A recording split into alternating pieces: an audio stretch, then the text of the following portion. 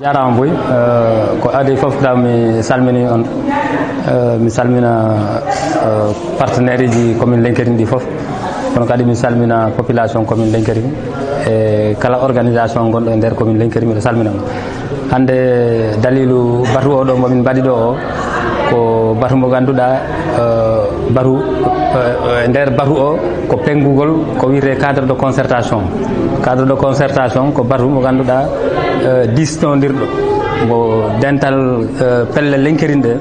kañum e conseil municipal e jargaji e kala fedde wonde e nder commune o e partenaire ji commune o ɗi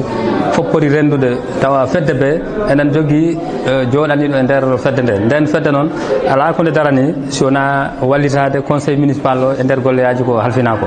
donc on ko noko français ɓe witani ko kañum wonta watta épaulé ɗum woni ko kañum wallitto collectivité territorial o e golle mum ɗe par ce que no gandirɗen ni collectivité territorial o tan ɗum woni mairie o kañum tan wawata gollude il faut ko heɓa ballal ɓe ganduɗa taariɓe ɓe ɗum woni service aji technique ɗi woni partenaire uji ɗi woni ko citoyen ɓe wonɓe e nder commune ɓe il faut fof yimɓe nanggodira goto ɓe e yimɓe jaggodira junggo e junggo pour ɓe mbawa wadde assurer développement commune par ce que hande enen si en teskima si tawi cadre de concertation o waɗama en place ɗum ene wawi wallude pour harmonisation intervention ji ɗi ɗum woni ɗi woodi ONG ɓe walla partenaire ɓe fannu kañum o golloto e commune o si tawi cadre de concertation ɗi woodi on cadre de concertation watta harmonisé si tawi oɗo no waɗa ɗum oya kadi no waɗa ɗum oya no waɗa ɗum e nokkuji ɗi e nder commune o ko on cadre wiyata ɗo oɗo fannu minen ko nokkel mani woni komin cohli wallitede oɗo o waɗa e oɗo intervention on kadi ɓe holla ɗum fof tawade intervention pour tawa intervention ji ɗi fof ɗi natodirani wona ɗi waɗi chevauchement entre kanji donc pour éviter ce chevauchement donc ko ɗum waɗi ha cadre de concertation on kala waɗgol mise en place o ɗi waɗi important te kadi wallitto conseil municipal o e wadde diagnostic miijoji laarde fannuɓe ko hoɗum woni hen ɓuure ko hoɗum woni ngakkane comme ça e nder ngakkane ɗe ndaare waɗe plan d' action on plan d' action ko ɗum wonta gollal ngal ganduɗa eɓɓore golle e dumunna ko on cadre de concertation fota wadde pour wallitagol conseil municipal golle on kadi cadre de concertation o wawat wallitade e banggal plaidoyer no woodi ko ganduɗa e nder planification mbo cadre de concertation watta woodi hen ko ganduɗa collectivité territorial o ɗi wawi ɗum ƴettude en charge ɗi woodi ko ganduɗa ɗum collectivité territorial wata ƴettude en charge ko partenaire uji ɗi wata ɗum ƴettude en charge e nder partenaire ji ɗi kadi si tawi no woodi hen activité mo ganduɗa kamɓe on intervention ji mabɓe mbatta hen kono eɓe jogui ɓe ganduɗa ɓen siɓe disodiri e mon no wawi ɓen kadi safra on ɗon nden saɗede ɓen kadi ɓe wawi wadde on partenariat on relation interconnexion pour ha ɓen kadi mbawa wadde intervenir e nder collectivité donc ɗum waɗi hande min mbaɗi redynamisé cadre o wonno kono noon ɓay ɓooyi han kadi tawi golle makko fuɗɗi ustade hande noon koye dow weltare mawde par ce que hande grâce au partenaire wonɓe ɗo ɓe ɗum woni Jigui Jokkolo en kañum e One Health hande en mbaɗi mettre en place ce cadre de concertation et les services techniques de l'état qui sont là et la collectivité territoriale et les populations de la commune donc hande ɗum wonani yimɓe weltare vraiment e wawde wadde instauré par ce que hande non seulement démocratie o ɓeydoto mais kadi développement par ce que hande simin mbaɗi activité ji il faut population o anda ko hoɗum collectivité locale o watta min fotani wadde minen tan en catimini donc minen foti wadde impliqué population et ɗo déjà avec le cadre c'est tout le monde qui est impliqué personne n'est laissé en rade donc ɗo c'est une harmonisation dans les actions donc minen weltori ɗum boy e là population ji ɗi wawi men seedanade en tout cas action ji men par ce que hande kala ko wawa waɗede population ɗi wawi andude ha ɗum ɗo de ko ɗum plan fiya ko ɗum waɗa ko ɗum heddi waɗede ko hoɗum haɗaya ɗum waɗe ɗum kadi ɓe andata ko woni sababu ko donc hande kadi min kulta e nder golleyaji amen ɗi population ɗi waɗa hen en tout cas doute waɗa ɓe cikka e komin mbatta par ce que kamɓe on ɓen tawa e waɗgol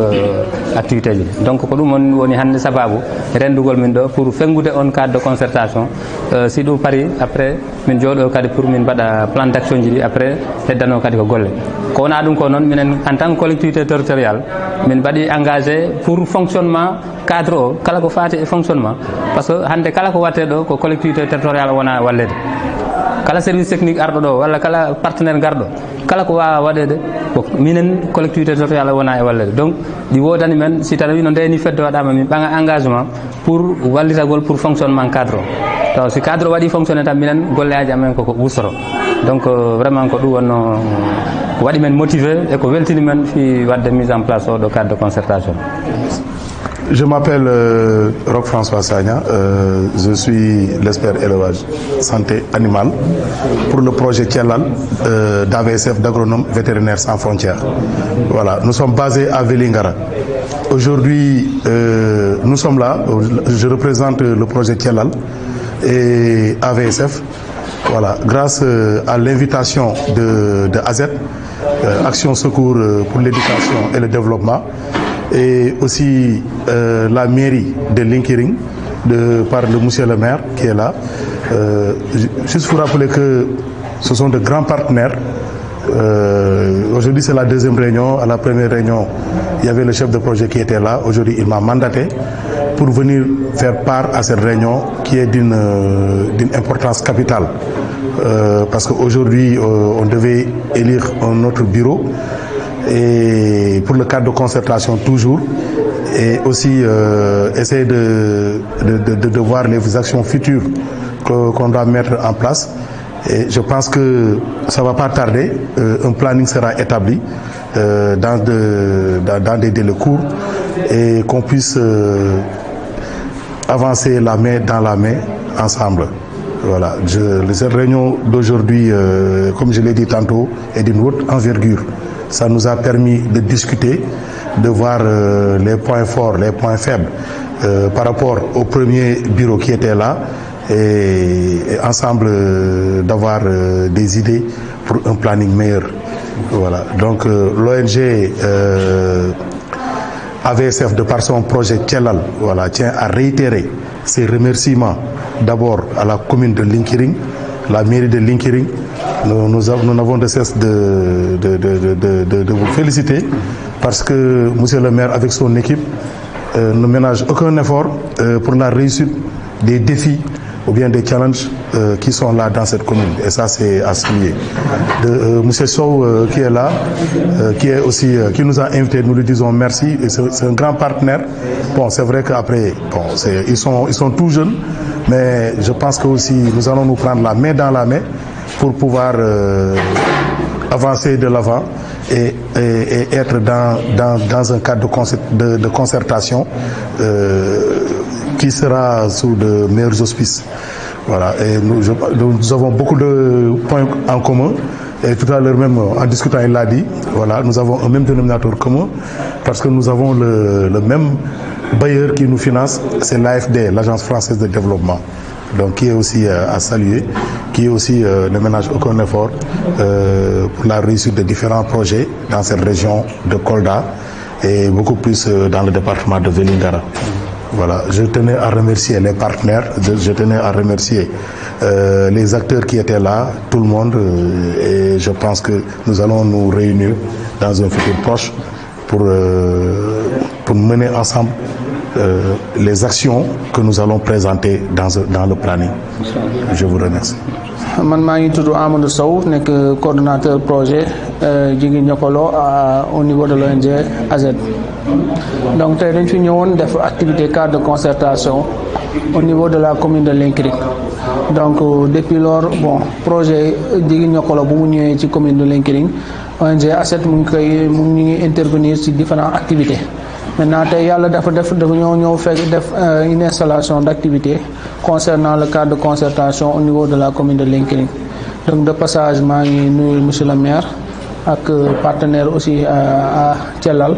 projet Thiellal boo xamante ni tamit ñu ngi liggéey ci en ce sens là. Pour rappel rek projet Jigéen Ñokkolo dafa ñëw fii dans la région de Kolda, c'est l'ONG ACET en personne ñoo yore pilotage bi. Donc ONG ACET est basé au niveau de la commune de Médina Gounass, ñu ñoo yore pilotage activité yi. Donc comme tey journée bi vraiment c'était une journée très enrichissante, jàng nañ ci lu bëri,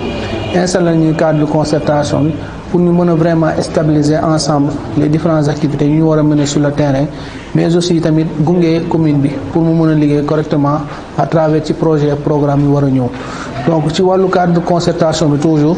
volet gouvernance ressources naturelles, santé nutritionnelle ak alimentaire donc ñu ngi ci soññ les membres du bureau ñu mën a xool ban agenda d'activité la ñu mën a proposer pour en ce sens ñu mën leen gunge parce que projet Jigéen Jokalante boo xoolee ci volet yooyu noonu ñu ngi ciy taxaw bu baax te nous comptons faire beaucoup d'activités en ce sens-là. Donc de passage aussi maa ngi nuyu projet Thielal boo xamante ni depuis presque première réunion ba léegi ñu ngi jokkoo ci activités yi pour xool nan la ñu mën a vraiment conjuguer nos efforts ñu mën a ensemble liggéey ci wàllu activité mais loolu lu ko waral yëpp cadre de concertation bi donc cadre de concertation bi moom vraiment bu taxawee ñun à notre niveau liggéey bi rek moo ci des donc dinañ leen encadrer dinañ leen former boole ci tamit dinañ leen accompagner ci ay initiatives yu ñuy mën a développer surtout renforcer leen vu que le maire même a pris des engagements pour d'abord dans un premier temps